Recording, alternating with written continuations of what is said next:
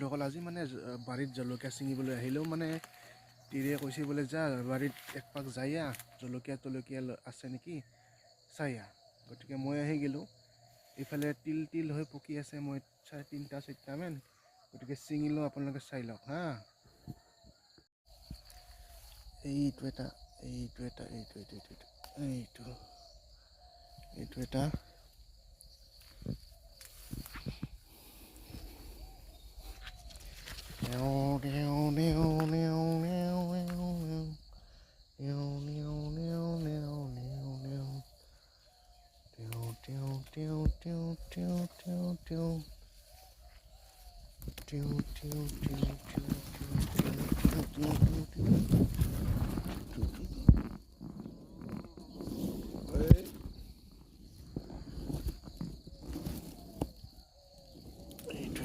এইটো খুদি জ্বালা